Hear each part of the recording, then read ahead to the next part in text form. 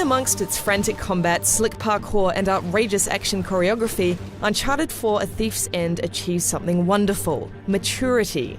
This is less a breezy lad's tale reveling in fortune and glory, and more a story about the lads when they're all grown up, bolstered by an equally developed graphics engine and career-high performances from its cast. A surprisingly assured set of multiplayer modes ices the cake.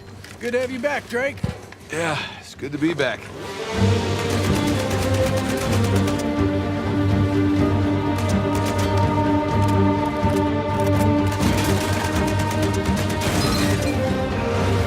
What lets it down, however, is an uninspired and overly long third act, which slows down its pace considerably with repetitive gameplay.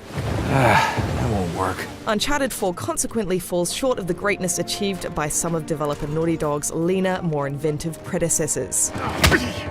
Its 15-hour experience kicks off with focus and does a terrific job of exploring Nate, Elena, and Sully as a more world-weary group of adventurers, with their concerns about setting out on one more adventure layered throughout its quieter moments in marvelous incidental conversations.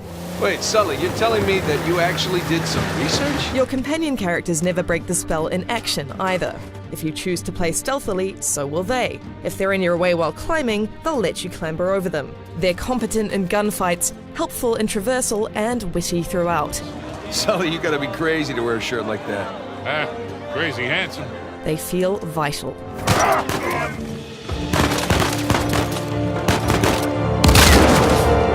This level of polish and slickness permeates Uncharted 4. During traversal, you can now reach for platforms with the DualShock thumbstick, which leads to fluid, unbroken climbing. A new 4x4 controls well over tricky terrain, and the camera worships Nate's grappling hook. Oh, that kinda hurt.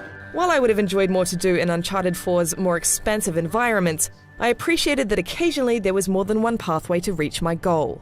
The same can be said for the stages of more violent action, as most encounters take place on elaborate adventure playgrounds, allowing for more stealthy play. I liked having the option to play less aggressively, even if this is fairly pedestrian and routine stealth gameplay in 2016. If you are noticed, Uncharted 4's bad guys will spring into action and distinguish themselves in combat. Open level design allows them to pull relatively intelligent moves like flanking, and they'll rarely forget you're there if you try to hide. Such credible behavior means you have to keep moving in battle. It's typical Uncharted-style shooting, but there's a genuine satisfaction born from each kill. It's fun, frantic stuff, and somehow the visuals keep up with it all. Uncharted 4's dramatic vistas are predictably impressive, but it's the little details that really astound. The regularity of such beauty borders on ridiculous. It may be 30 frames per second, but this is the prettiest game I've ever played. Look at that beauty.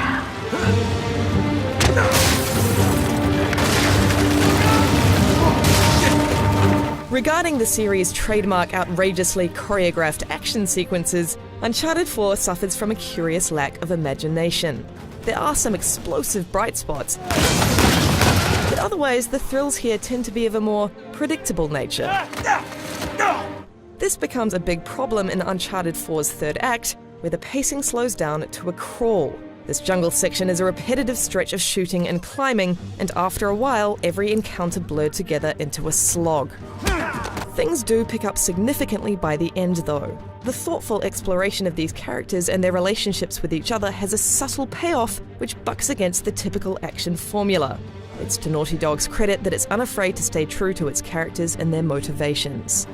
Just bring me back something shiny, will you? Yeah, bud.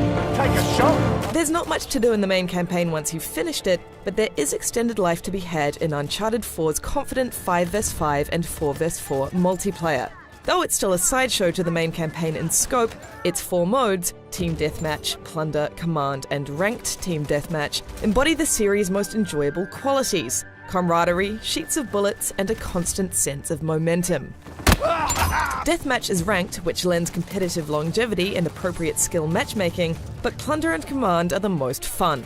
Command is a map domination variant that places greater emphasis on teamwork by putting a target on the back of the strongest player in each team, the captain. Oh, you poor thing! Plunder works similarly to previous Uncharted's, where the goal is to carry an idol to a central point on the map before the other team reaches it with theirs. Slowly heaving an idol to your teammate across a giant ravine while being shot at from all sides makes for a hilarious contrast in pace. The outrageous abilities you can now harness in all of Uncharted 4's multiplayer modes encourage the chaos. Spending earned points to temporarily wield supernatural powers can totally interrupt the rhythms of what would otherwise be a normal firefight. Instead of buying flashy powers, you can also summon enormously handy AI-controlled helpers in battle. I need backup! They're capable of fulfilling basic tasks like sniping, brute force shooting and healing, as well as giving your opponent something to shoot at that isn't your head. It plays beautifully. Because it runs at 60 frames per second, the shooting feels better than it does in the main campaign, and there's just as much fluidity to scaling walls and swinging, but now with a palpable smoothness. And Naughty Dog does a great job at twisting familiar environments from the main campaign into interesting shapes across 8 maps.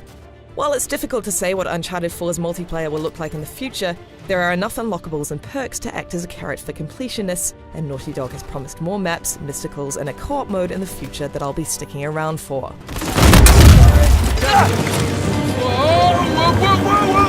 Uncharted 4: A Thief's End is a remarkable achievement in blockbuster storytelling and graphical beauty. Feast your eyes, gentlemen. Though it's let down by a lack of imagination and some self-indulgence, especially in a third act that drags on far too long, Uncharted 4 carries on the series' proud tradition of peerless polish and style, with a great multiplayer component to boot. Most importantly, it's a gentle send-off to the ragtag group of characters we've known for 9 years. A worthy thief's end, indeed. For more on Uncharted 4: A Thief's End, stick with IGN.